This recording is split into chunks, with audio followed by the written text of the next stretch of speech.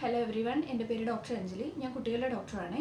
നമ്മുടെ നാട്ടിലുണ്ടല്ലോ, ഈ അടുത്തിടെയായിട്ട് ഭയങ്കര കോമൺ ആയിട്ട് ന്യൂസുകളിലും മറ്റും കേട്ടുവരുന്ന ഒരു രോഗമാണ് അമീബിക് മസ്തിഷ്ക ജ്വരം അഥവാ അമീബിക് എൻകെഫലൈറ്റിസ് എന്ന് പറയുന്നത്. ഒരുപാട് പേർക്ക് മരണം സംഭവിക്കുന്നുണ്ട് ഈ ഒരു രോഗം വന്നിട്ട്. ഭയങ്കര ഡ്രെഡ്ലി ആണ്. അപ്പോൾ നമ്മുടെ ഗവൺമെൻറ്റും മറ്റും ഇതിനെക്കുറിച്ചിട്ട് ഒരുപാട് ആളുകൾക്ക് പബ്ലിക് അവയർനെസ് ഒരുപാട് കൊടുക്കുന്നുണ്ട് ഈ ഒരു രോഗത്തിനെ കുറിച്ചിട്ട്. അപ്പോൾ നമ്മൾ ഇന്നത്തെ വീഡിയോയിൽ ചർച്ച ചെയ്യുന്നത് അമീബിക് മസ്തിഷ്ക ജ്വരത്തെ കുറിച്ചിട്ടാണ്. വീഡിയോ സ്റ്റാർട്ട് ചെയ്യുന്നതിന് മുന്നേ ഒരു കാര്യം പറഞ്ഞോട്ടെ. ഈ ഒരു രോഗത്തെക്കുറിച്ചിട്ട് സാധാരണക്കാരായിട്ടുള്ള പൊതുജനങ്ങൾ അറിഞ്ഞിരിക്കണം എന്ന് എനിക്ക് തോന്നിയിട്ടുള്ള ഇമ്പോർട്ടൻ്റ് ആയിട്ടുള്ള എല്ലാ ഡീറ്റെയിൽസും ഞാൻ മാക്സിമം ഈ ഒരു വീഡിയോയിൽ ഇൻക്ലൂഡ് ചെയ്യാനായിട്ട് ട്രൈ ചെയ്യുന്നുണ്ട്. അപ്പോൾ അതുകൊണ്ട് തന്നെ ഈ വീഡിയോ ചിലപ്പോൾ കുറച്ച് ലെങ്തി ആയിട്ട് പോകും. അപ്പോൾ എന്താണ് അമീബിക് മസ്തിഷ്ക ജ്വരം എന്ന് പറയുന്നത്? ഇത് അമീബ എന്ന് പറയുന്ന ഒരു പാരസൈറ്റ് പരത്തുന്ന ഒരു രോഗമാണ്. അപ്പോൾ അമീബ എന്ന് പറയുമ്പോഴത്തേക്കും നമ്മൾ വൈറസ് പരത്തുന്ന രോഗങ്ങൾ കേട്ടിട്ടുണ്ട്, ബാക്ടീരിയ ഉണ്ടാക്കുന്ന രോഗങ്ങൾ കേട്ടിട്ടുണ്ട്. ഇതൊക്കെ പോലെ തന്നെയുള്ള ഒരു രോഗാണുവാണ് ഈ അമീബ എന്ന് പറയുന്നത്. അപ്പോൾ ഈ ഒരു അമീബ പ്രധാനമായിട്ടും രോഗം ഉണ്ടാക്കുന്നത് മനുഷ്യൻ്റെ ബ്രെയിനിലാണ്. ഈ അമീബ തന്നെ ഉണ്ടല്ലോ, മനുഷ്യരിൽ രോഗകാരികളായിട്ടുള്ളത് പ്രധാനമായിട്ടും 4 വിധത്തിലാണുള്ളത്. നീഗ്ലേറിയ ഫൗളേറി എന്ന് പറഞ്ഞിട്ട് ഒരു വിധത്തിലുള്ളതുണ്ട്, എക്കാന്തമീബ എന്ന് പറഞ്ഞിട്ടൊരു ടൈപ്പ് ഉണ്ട്, ബെലമുത്തിഡിയ എന്ന് പറഞ്ഞിട്ടൊരു ടൈപ്പ് ഉണ്ട്, സപ്പീനിയ എന്ന് പറഞ്ഞിട്ടൊരു ടൈപ്പ് ഉണ്ട്. ഇതിൽ തന്നെ നമ്മളിപ്പോൾ കണ്ടുവരുന്ന, നമ്മളുടെ നാട്ടിൽ ഇപ്പോൾ പരക്കുന്ന അമീബിക് മസ്തിഷ്ക ജ്വരം ഉണ്ടാക്കുന്നത് നീഗ്ലേറിയ ഫൗളേറി എന്ന് പറയുന്ന ഒരു പ്രത്യേകതരം അമീബയാണ്. എന്തുകൊണ്ടാണ് മറ്റ് രോഗങ്ങൾക്ക് കിട്ടാത്ത ഒരു പ്രാധാന്യം ഈ രോഗത്തിന് കൊടുക്കുന്നത്? എന്തുകൊണ്ടാണ് ഈ രോഗം ഇത്രയും കൂടുതൽ ആളുകളിൽ ഒരു പാനിക്കി സിറ്റുവേഷൻ ഉണ്ടാക്കുന്നത്? ഈ ഒരു രോഗത്തിൻ്റെ പ്രത്യേകത എന്താണെന്ന് പറഞ്ഞാൽ, ഇത് പ്രധാനമായിട്ടും നമ്മുടെ മനുഷ്യൻ്റെ ബ്രെയിനിനെയാണ് അഫക്റ്റ് ചെയ്യുന്നത്. അത് രോഗം നമ്മുടെ ശരീരത്തിൽ രോഗാണു വന്നതിൽ തുടങ്ങി ആദ്യത്തെ 1-2 ആഴ്ചയ്ക്കുള്ളിൽ തന്നെ ഇത് നമ്മളുടെ ബ്രെയിനിലെത്തും. വളരെ പെട്ടെന്ന് റാപ്പിഡായിട്ടുള്ള ഒരു പ്രോഗ്രഷൻ ഉണ്ടാകും. 100 പേര് അഫക്റ്റ് ചെയ്യുകയാണെങ്കിൽ അതിൽ 97 പേർക്കും മരണം സംഭവിക്കും. അതായത് 97% ആണ് ഇതിൻ്റെ മോർട്ടാലിറ്റി റേറ്റ് എന്ന് പറയുന്നത്.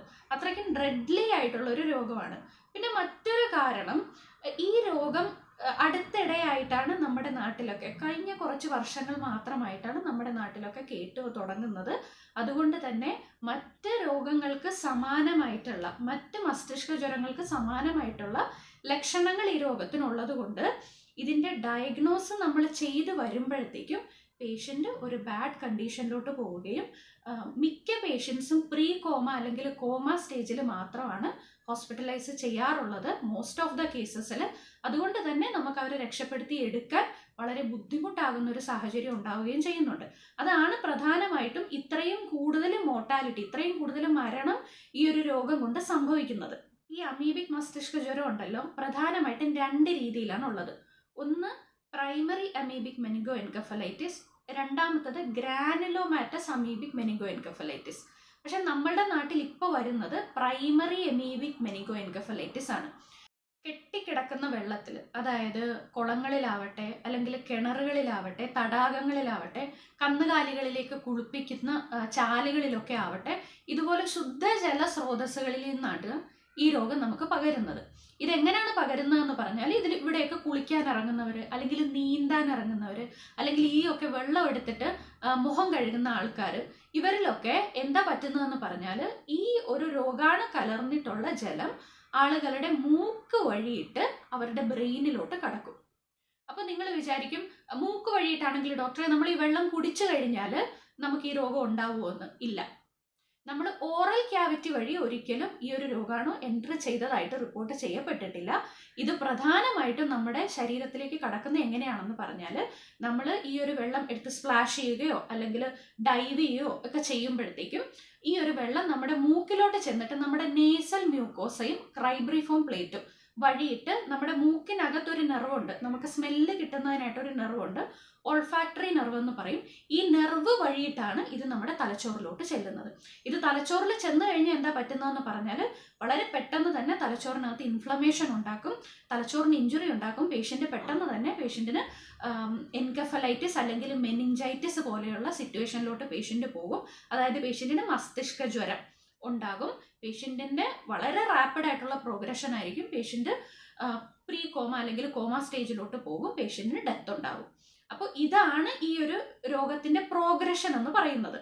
ഇത് ഒരു മനുഷ്യൻ ഇൻഫെക്റ്റഡ് ആയിട്ടുള്ള ഒരു ജലവുമായിട്ട് കോണ്ടാക്ട് വന്ന് തുടങ്ങി ഏകദേശം ഒരു 1 മുതൽ 10 ദിവസത്തിനുള്ളിൽ മനുഷ്യന് ലക്ഷണങ്ങൾ ഉണ്ടാവാറുണ്ട്. ഇനി നിങ്ങൾ വിചാരിക്കും, എന്തുകൊണ്ടാണ് ഈ അടുത്ത കാലത്ത് മാത്രമായിട്ട് ഈ രോഗം ഇങ്ങനെ പകരുന്നത്? നമ്മളൊന്നും മുന്നേ ഒന്നും ഈ രോഗത്തിനെ കുറിച്ച് കേട്ടിട്ടില്ലല്ലോ, മുന്നേ ഒന്നും നാട്ടിൽ ഈ രോഗം ഉണ്ടായിട്ടില്ലല്ലോ എന്നുള്ളത്.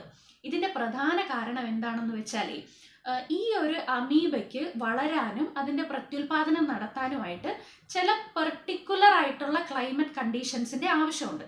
അതായത് ഈ അമീബ എപ്പോഴും വളരുന്നത് ശുദ്ധജലത്തിലായിരിക്കും. അതായത് ഉപ്പുള്ള വെള്ളത്തിൽ ഈ അമീബ കാണത്തില്ല.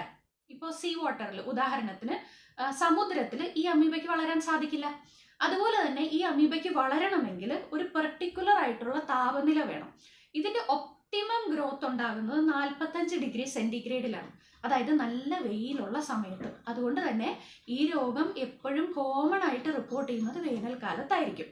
അപ്പോൾ ശുദ്ധജല സ്രോതസ്സുകളിൽ നല്ല വെയിലുള്ള കാലത്ത് ഇതുപോലെയുള്ള അമീബയ്ക്ക് വളരെ എളുപ്പത്തിൽ പടർന്നു പിടിക്കാനും ആളുകൾക്ക് രോഗം കൊടുക്കാനും സാധിക്കും. ഇനി എന്തുകൊണ്ടാണ് മുന്നേ ഉള്ള വർഷങ്ങളിലൊന്നും ഇതുപോലെയുള്ള രോഗങ്ങളൊന്നും ഉണ്ടായില്ല? ഈ അടുത്തിടെ നമ്മുടെ നാട്ടിൽ ഇങ്ങനെ കെട്ടുകേൾവി പോലും ഇല്ലാത്ത പുതിയ പുതിയ രോഗങ്ങളൊക്കെ, ഇങ്ങനെയുള്ള രോഗങ്ങളൊക്കെ വന്നു തുടങ്ങുന്നത്, ഇതിൻ്റെ ഒന്നാമത്തെ കാര്യം ഗ്ലോബൽ വാർമിംഗ് ആണ്. നമ്മളുടെ ഗ്ലോബൽ വാർമിംഗ് നടക്കുന്നത് കൊണ്ട് കാലാവസ്ഥയ്ക്ക് മാറ്റം, കാലാവസ്ഥാ വ്യതിയാനം ഉണ്ടാവുന്നുണ്ട്. നമ്മുടെ പണ്ടുകാലത്തുള്ള ഒരു ടെമ്പറേച്ചർ, ഒരു താപനിലയൊന്നുമല്ല നമ്മുടെ കേരളത്തിൽ ഇപ്പോൾ കണ്ടുവരുന്നത്. നമ്മുടെ കേരളത്തിലെ ചൂട് കൂടി, അതാണ് ഇതിൻ്റെ ഒന്നാമത്തെ കാരണം എന്ന് പറയുന്നത്. രണ്ടാമത്തെ കാരണം എന്ന് പറയുന്നത്, നമ്മളിപ്പോൾ പൈപ്പിലെ വെള്ളവും ജപ്പാൻ കുടിവെള്ളവും ഒക്കെ യൂസ് ചെയ്യുന്നത് കൊണ്ട് പണ്ടത്തതുപോലെ ആൾക്കാരൊന്നും കുളത്തിലെ വെള്ളമോ കിണറ്റിലെ വെള്ളമോ ഒന്നും അങ്ങനെ അധികമായിട്ട് യൂസ് ചെയ്യാറില്ല. അതുകൊണ്ട് തന്നെ മുന്നെയൊക്കെ നമ്മൾ എങ്ങനെയായിരുന്നു, വർഷങ്ങളിൽ അറ്റ്ലീസ്റ്റ് നമ്മൾ കുളവും കിണറും ഒക്കെ നമ്മൾ തേവി വെക്കുമായിരുന്നു, അല്ലേ? നമ്മൾ റെഗുലറായിട്ട് നമ്മൾ തടാകങ്ങളൊക്കെ ആണെങ്കിലും അല്ലെങ്കിൽ നമ്മുടെ വീട്ടിലെ കിണറൊക്കെ ആണെങ്കിലും നമ്മൾ തേവി നമ്മൾ ക്ലീൻ ആയിട്ട് സൂക്ഷിക്കുമായിരുന്നു. ഇപ്പോൾ ആളുകൾ അങ്ങനെ പൊതുവെ കൃത്യമായിട്ടൊന്നും ക്ലീൻ ചെയ്യാറില്ല, ക്ലോറിനേറ്റ് ചെയ്യാറില്ല. അതുകൊണ്ട് തന്നെ ഇതുപോലെയുള്ള ബാക്ടീരിയകളും ഇതുപോലെയുള്ള രോഗാണുക്കളൊക്കെ കൂടുതലായിട്ട് അവർക്ക് പെറ്റുപെരുകാനുള്ള ഒരു സാധ്യത അതിലുണ്ടാവുന്നുണ്ട്. അപ്പൊ ഈ 2 പ്രധാന കാരണങ്ങൾ കൊണ്ടിട്ടാണ് മുന്നേ നമുക്ക് ഈ ഒരു രോഗം നമ്മൾ കേട്ടുകേൾവി പോലും ഇല്ലെങ്കിൽ പോലും ഇപ്പൊ കുറച്ച് വർഷങ്ങളായിട്ട് ഈ രോഗം വളരെ കോമൺ ആയിട്ട് നമ്മുടെ നാട്ടിൽ കണ്ടുവരുന്നത്. എന്തൊക്കെയാണ് ഈ രോഗത്തിന്റെ ലക്ഷണങ്ങൾ എന്ന് പറയുന്നത്? ഈ രോഗം ഞാൻ മുന്നേ പറഞ്ഞു, ഇതിന്റെ പോർട്ടൽ ഓഫ് എൻട്രി, ഇത് നമ്മുടെ ശരീരത്തിലേക്ക് കടക്കുന്നത് നമ്മുടെ മൂക്ക് വഴിയിട്ടാണെന്ന്, അല്ലെ? അതായത് നമ്മുടെ നേസൽ മ്യൂക്കോസ വഴിയിട്ടാണെന്ന്. അപ്പൊ നമ്മുടെ നേസൽ മ്യൂക്കോസ അല്ലെങ്കിൽ ക്രൈബ്രിഫോം പ്ലേറ്റ് എന്ന് പറയുന്ന ഒരു തലയോട്ടിയുടെ ഒരു ഭാഗമുണ്ട്. ആ ഭാഗത്ത് കൂടിയിട്ട് ചെന്നിട്ട് നമ്മുടെ ഓൾഫാക്ടറി നെർവ്, അതായത് നമുക്ക് സ്മെല്ല് അറിയാൻ വേണ്ടിയിട്ടുള്ള നെർവ്, ആ നെർവ് വഴിയിട്ട് നമ്മുടെ ബ്രെയിനിലോട്ട് ചെന്നിട്ട് ബ്രെയിനിൽ ഇൻഫെക്ഷൻ ഉണ്ടാക്കും, അല്ലെ? അപ്പൊ അതുകൊണ്ട് തന്നെ പേഷ്യന്റ് പ്രസന്റ് ചെയ്യുന്നത്, പേഷ്യന്റിന് പ്രധാനമായിട്ടും കണ്ടുവരുന്ന ലക്ഷണങ്ങൾ എന്ന് പറഞ്ഞാൽ ശക്തമായിട്ടുള്ള പനി ഉണ്ടാവുക, ഭയങ്കരമായിട്ടുള്ള തലവേദന ഉണ്ടാവുക, പേഷ്യന്റിന് ഛർദ്ദിക്കുക, ശക്തമായിട്ടുള്ള ക്ഷീണം ഉണ്ടാവുക. പിന്നെ ചില ആൾക്കാരിലുണ്ടല്ലോ, ഇത് നമ്മുടെ സ്മെൽ സെൻസേഷൻ സെൻസ് ചെയ്യുന്ന നെർവിനെ അഫക്റ്റ് ചെയ്യുന്നത് കൊണ്ട് ചില ആളുകൾക്ക് സ്മെൽ സെൻസേഷൻ അറിയാൻ പറ്റത്തില്ല. ചില ആളുകൾക്ക് ഓൾട്ടറേഷൻ ഓഫ് സ്മെൽ ഉണ്ടാവും. അതായത് ഇപ്പോൾ നല്ല ഒരു സ്മെല്ല് ചിലപ്പോൾ അവർക്ക് ബാഡ് സ്മെല്ലായിട്ട് ഫീൽ ചെയ്യും. അതുപോലെ സ്മെല്ലിന്റെ ഓൾട്ടറേഷനോ അല്ലെങ്കിൽ സ്മെല്ല് കിട്ടാത്തൊരവസ്ഥയോ ആളുകൾക്ക് ഇതുമൂലം ഉണ്ടാവാറുണ്ട്. അപ്പൊ ഇതൊക്കെയാണ് ഇതിന്റെ പ്രധാന ലക്ഷണങ്ങൾ. അപ്പൊ ഈ ലക്ഷണം കേട്ടപ്പോൾ നിങ്ങൾ തന്നെ വിചാരിക്കും, ഇതൊക്കെ മറ്റു രോഗങ്ങളിലും കാണുന്ന വളരെ കോമൺ ആയിട്ടുള്ള ലക്ഷണങ്ങളല്ലേ എന്ന്. അത് തന്നെയാണ് ഇതിന്റെ പ്രശ്നവും.